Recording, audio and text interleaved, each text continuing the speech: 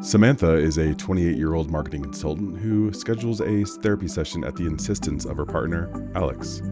During the initial session, Samantha appears visibly animated, speaking quickly, frequently shifting topics mid-sentence. She explains that she feels unstoppable and has been working on a new business idea for the past 2 weeks, often staying up as late as 3 or 4 o'clock in the morning, planning, sketching designs, and contacting potential collaborators. She reports sleeping only 3 or 4 hours per night. She feels full of energy and doesn't feel tired during the day at all. When asked about her mood, Samantha describes herself as on fire, with creativity and confidence, but she also acknowledges that her behavior has caused tension at home. She shares that Alex has been frustrated because she's been spending excessive amount of time on her projects, including buying an expensive set of marketing software and renting office space despite not having a concrete business plan. Samantha waves off these concerns, saying, "You've got to spend money to make money." As the sessions progress, Samantha reflects on previous periods when she's felt the exact opposite of her current state. She describes several weeks earlier in the year when she felt so sad and hopeless that she couldn't get out of bed, struggled to eat, and avoided friends and family. She recalls feeling worthless during those times and admits that she had fleeting thoughts of waning despair and just wanting to disappear altogether, though she never had made any plans to harm herself.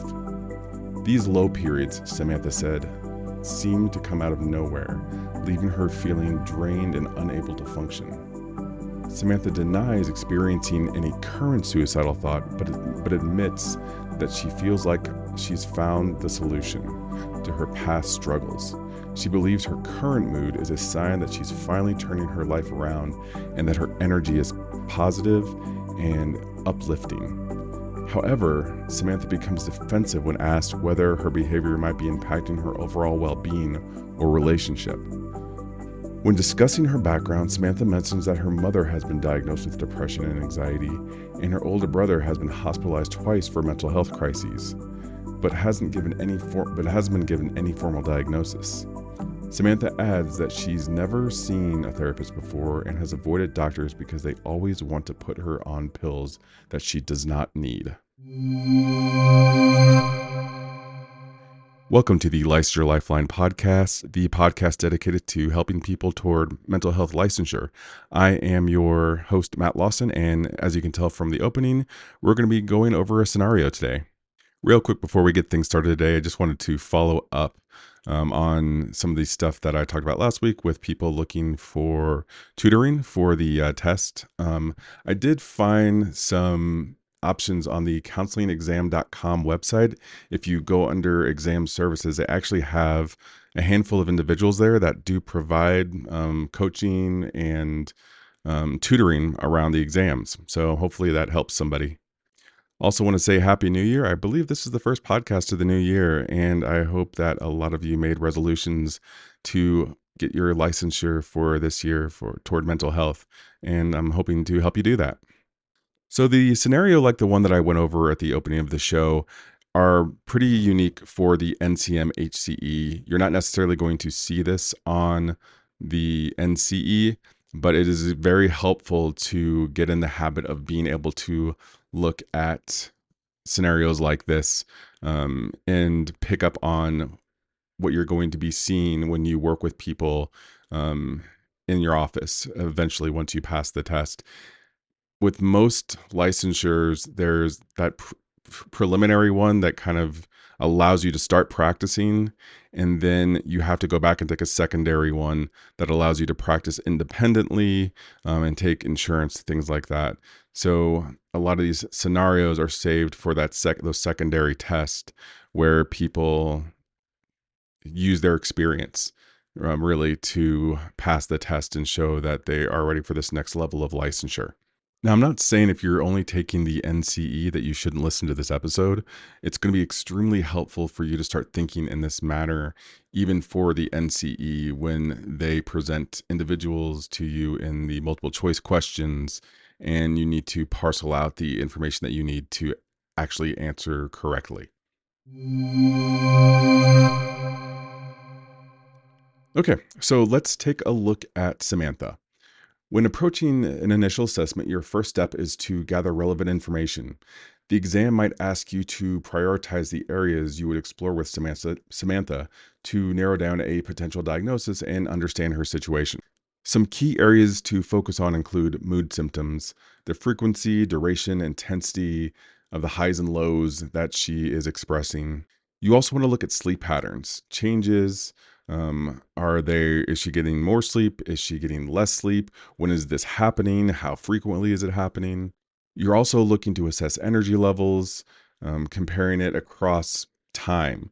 What has her mood been like what was her mood like 6 months ago? What was her mood like a week ago? What was her mood like yesterday? Looking at the energy that she talks about or how much energy that she has. I would also consider looking at psychosocial factors as well. What are the recent stressors on her relationships with family, friends, her significant other? She mentions how it's really straining her relationship to her partner, Alex, and the tension that it's caused between them. Of course, every initial assessment should include questions around suicidal ideation, self harm, anything that potentially threatens the individual's life or the lives of others.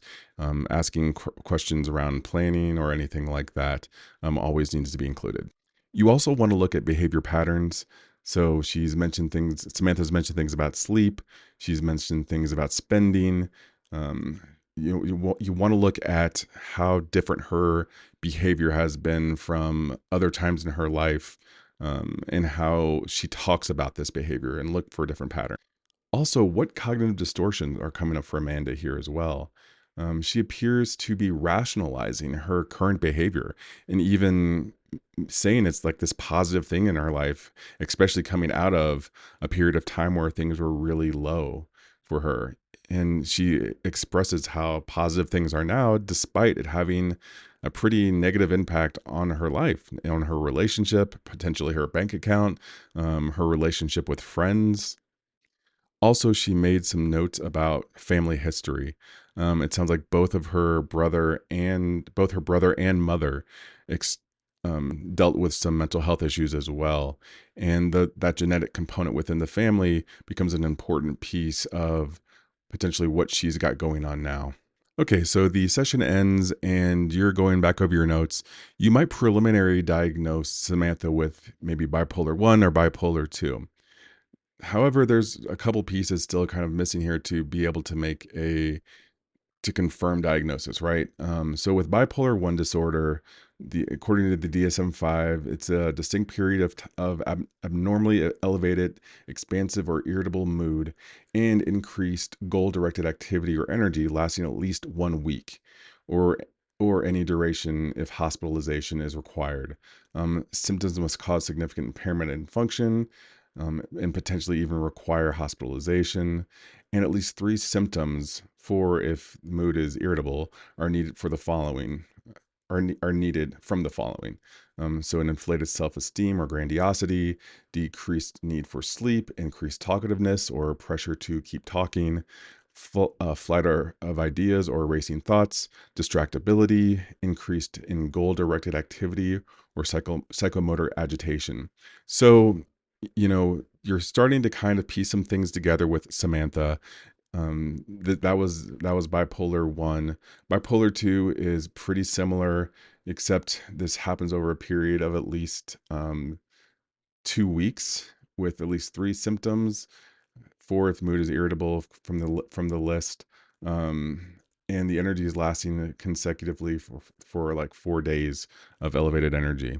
So that initial meeting, it was enough to give you a preliminary, but more meetings will probably be necessary in order for you to make a definitive diagnosis from which you can create a treatment plan around how to work with Samantha and help her.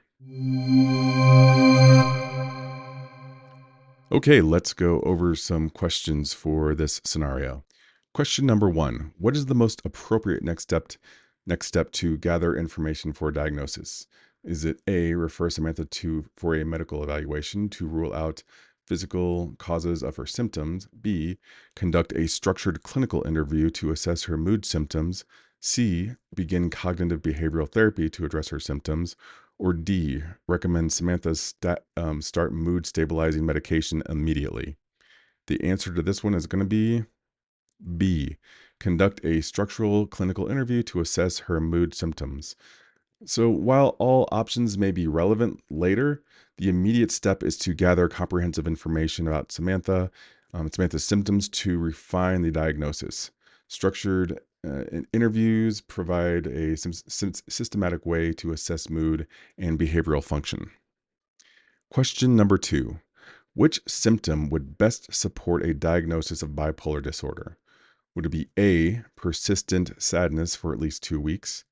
B, feeling of euphoria and increased energy for at least 1 week? C, difficulty concentrating during periods of stress?